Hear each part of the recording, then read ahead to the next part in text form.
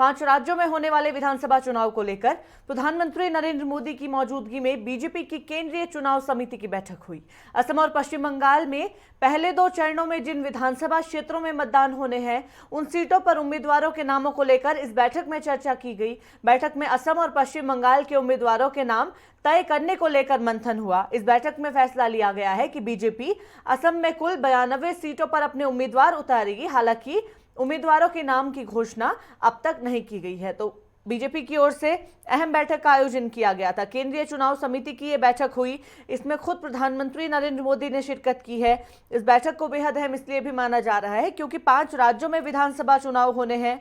अगर हम असम और पश्चिम बंगाल की बात करें, जहां पश्चिम बंगाल चुनाव का अपना ही अलग महत्व है, उसी के बीच पहले 2 चरणों में होने वाले मतदान को लेकर जो नाम है उन पर चर्चा की गई। इस बैठक में सीटों पर किन उम्मीदवारों को उतारना है उस पर चर्चा की गई है। कौन कौन से नाम उसमें शामिल होंगे उस पर मंथन किया गया, जिसके बाद ये फैसला बीजेपी की ओर से लिया गया है कि असम चुनाव में कुल 92 सीटों पर अपने उम्मीदवार बीजेपी की ओर से उतारे जाएंगे। संवाददाता राजकुमार चौधरी फोन लाइन पर हमारे साथ जुड़ गए हैं। राजकुमार, 5 राज्यों में विधानसभा चुनाव होने हैं। असम और पश्चिम बंगाल की अगर हम बात करें तो बेहद महत्वपूर्ण पश्चिम बंगाल के चुनाव जरूर हैं। इसी बीच बीजेपी की केंद्रीय चुनाव समिति के साथ एक अहम बैठक हुई। खुद प्रधानमंत्री नरेंद्र मोदी मौजूद थे और एक बात अहम निकलकर सामने आई है कि असम चुनाव में 92 सीटों पर अपने उम्मीदवार बीजेपी की ओर से निकाले जाएंगे। क्या कुछ अपडेट मिल पाया है राजकुमार?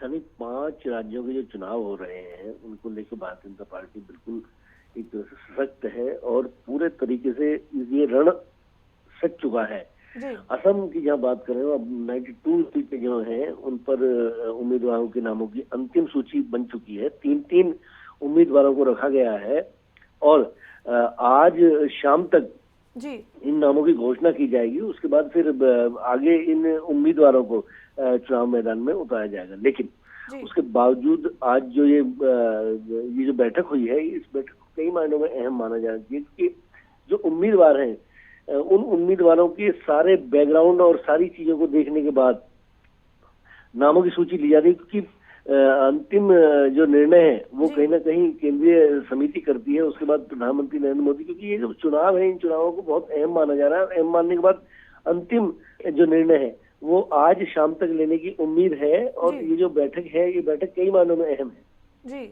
बिल्कुल राजकुमार, कई महीनों में ये बैठक जरूर अहम है। आज शाम तक जो है सूची वो जारी कर दी जाएगी। वहीं अगर हम टीएमसी की बात करें, वहां भी लगातार बैठक का दौर जारी है। उस बीच भी नामों की घोषणा को लेकर कई तरह के कयास जरूर लगाए जा रहे हैं। तो दोनों ही पार्टी अपनी ओर से पुरजोर कोशिशें यहाँ पर जरूर कर रही है राजकुमार। नहीं, बिल्कुल चुनाव का दौर है। चुनाव में जितनी पार्टियां हैं, कांग्रेस भी अपने लेवल पे जो सूची है अपने उम्मीदवारों को, क्योंकि ये जो रण है, ये मान के चलिए कि चुनाव जो है ये नाक का सवाल है। और इस समय तृणमूल कांग्रेस के साथ साथ जिस तरीके से सारा पूरी परिस्थितियां 5 राज्यों में बन चुकी हैं, उस दौर को आप ये मान के चलिए कि ये राजनीतिक एक जंग है और ये कहीं ना कहीं आगे की राजनीति तय करेगी।